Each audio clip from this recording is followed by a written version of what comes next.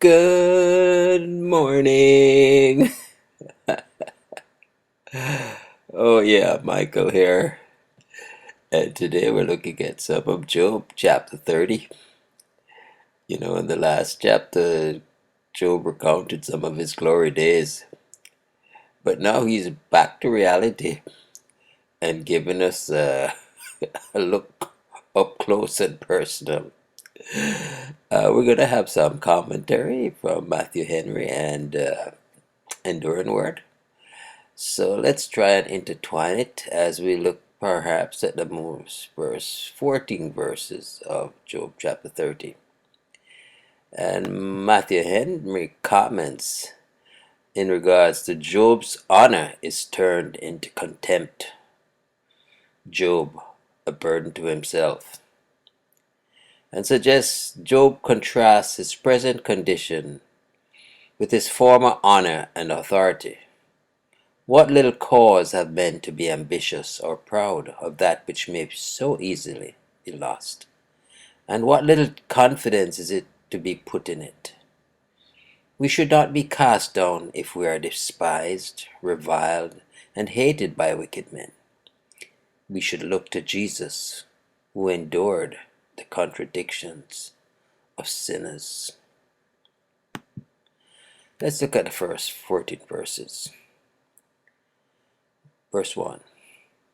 But now they that are younger than I have me in derision, whose fathers I would have disdained to have set with the dogs of my flock.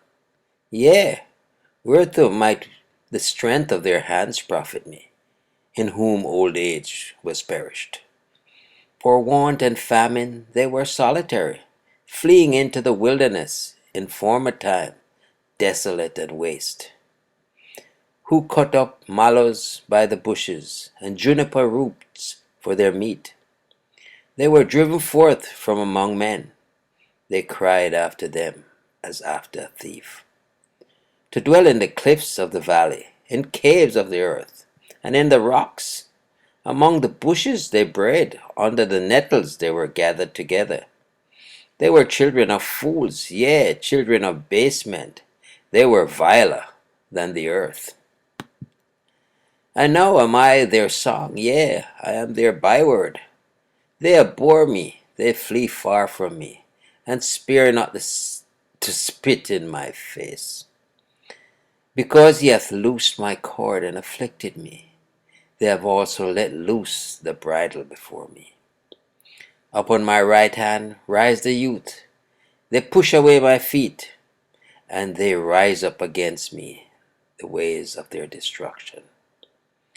They mar my path, they set forward my calamity, they have no helper. They came upon me as a wide breaking in of waters, in the desolation they rolled themselves upon me.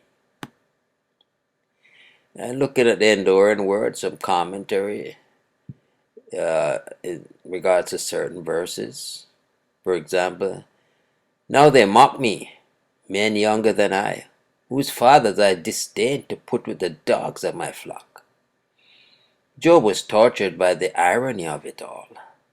The sons of men whom Job would not even put with the dogs of his flock were now his mockers and critics. Not confidential enough to be made shepherds, ass keepers, or camel drivers, nor even to have the care of the dogs by which the flocks were guarded. This saying is what we call an expression of sovereign contempt. Dogs are everywhere mentioned with contempt as filthy, unprofitable, and accursed creatures. B. They are gaunt from want and famine. They had to live in the cliffs of the valleys. They were the sons of fools. Job thought of what worthless men were now his loud critics, and how unjust it all was. The lengthy description of these good-for-nothing fathers is a special brand of rhetoric. To define every facet of their debauchery, to state it in 6 different ways, is not meant to glory in it, but to heighten the pathetic nature of his dishonor. And he goes on, I am their taunting song. Yes, I am their byword. Job was now low in the eyes of these worthless men. He did not slink out of town.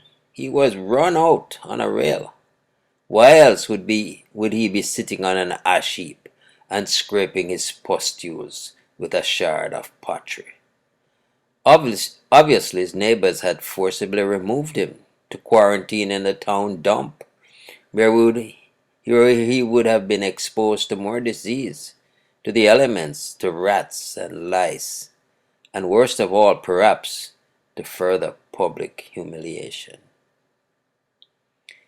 Terrors are turned upon me. They pursue my honor as a wind, and my prosperity has passed like a cloud. Job mourned the agony of his present state of being despised among men, when before he was respected and honored. His honor and prosperity had vanished,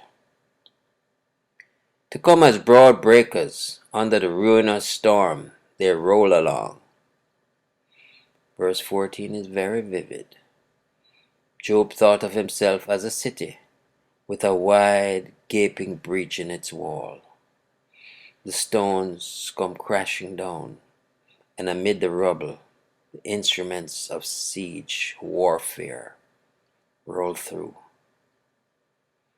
The tranquility and dignity he had so enjoyed have vanished like a cloud. Wow. And you know, this kind of reality besets a number of people. It's to know that even when you're down and out, you can look to the Most High. You can call on His name, intercede for His mercy, and rest where He would take you. Well, this was quite a bit, and we only looked at the first 14 verses. We will complete it going forward. But until next time, Michael here declaring, Jesus is Lord. Have a blessed day.